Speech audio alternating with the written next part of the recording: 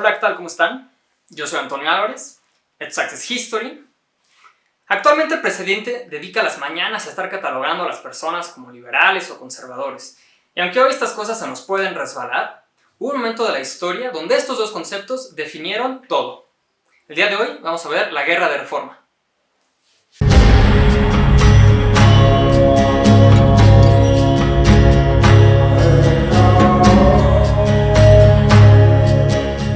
La Reforma.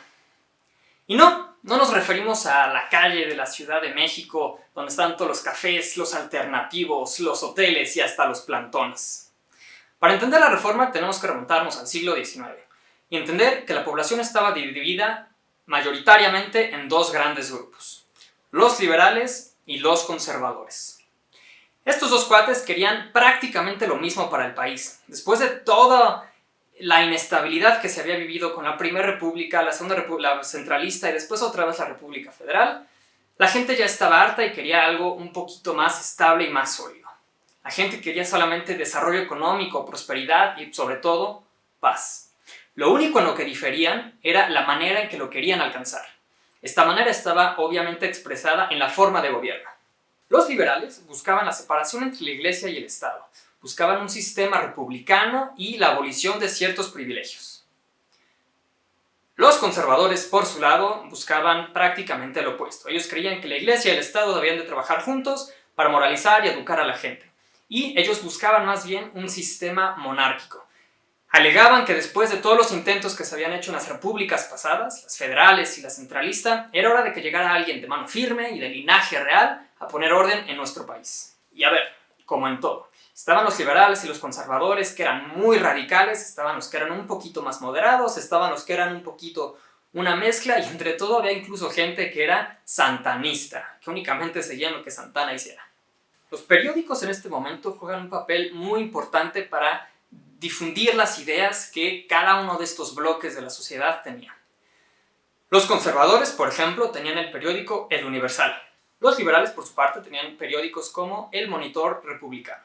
Después de la Segunda República Federal, en 1853, Santana regresa al poder y un poquito bajo la aprobación tanto de los liberales como de los conservadores.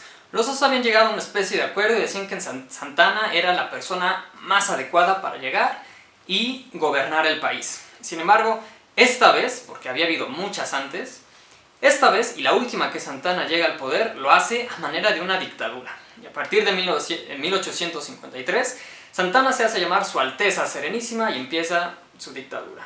Es durante este tiempo, por ejemplo, que Santana va a oficializar el himno nacional que conocemos después de la convocatoria que se hizo. Para saber más al respecto pueden ver nuestro video acerca de la historia del himno nacional. Y es también durante estos años que Santana va a vender la Mesilla, que es una parte de los territorios de Chihuahua y de Sonora.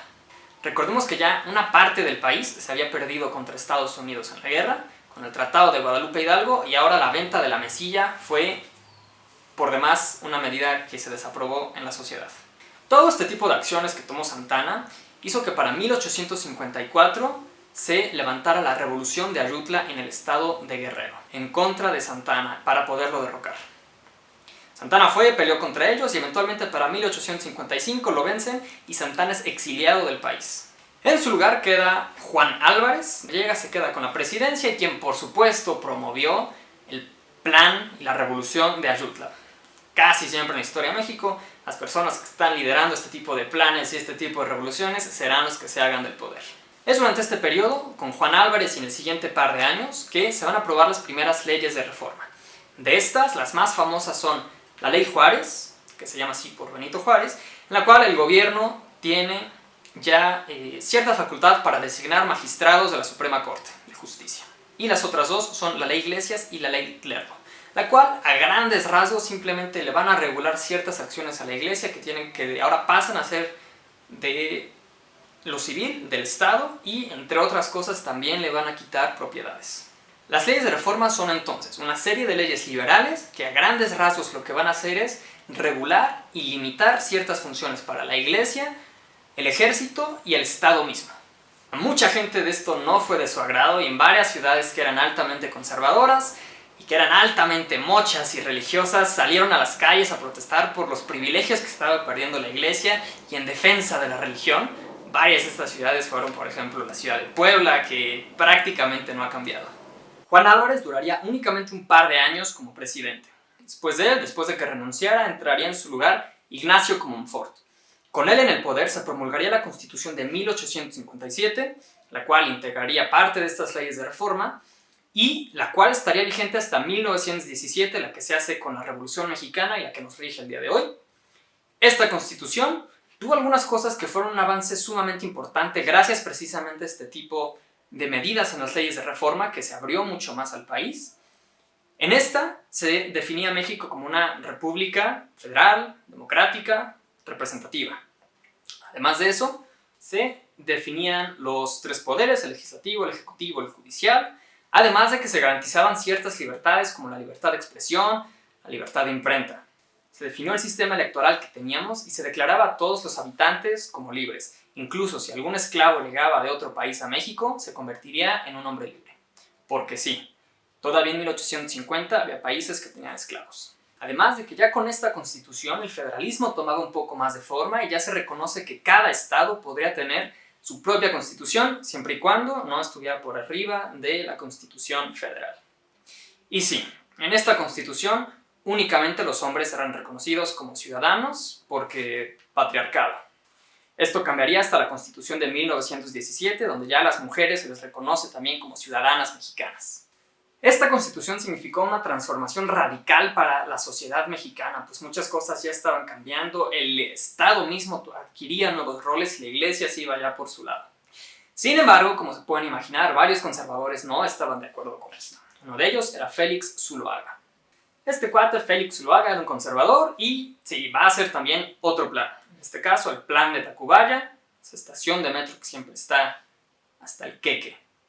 Félix Zuloaga va a iniciar entonces la guerra de reforma formalmente en 1858, en donde ahora sí liberales y conservadores van a estar peleándose por el poder.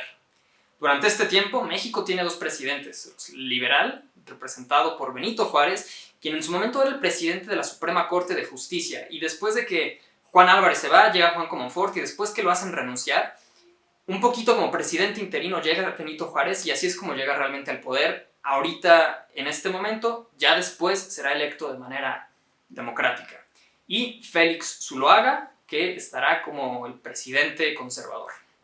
Durante un par de años van a estar por ahí peleándose y después de varias derrotas por parte de los conservadores, eventualmente los liberales ganan, Benito Juárez va a entrar a la CDMX. Una vez con Juárez en la Ciudad de México, iniciará un nuevo capítulo en la historia de México, donde durará el de presidente varios años. Nos vemos a la próxima. Hasta luego.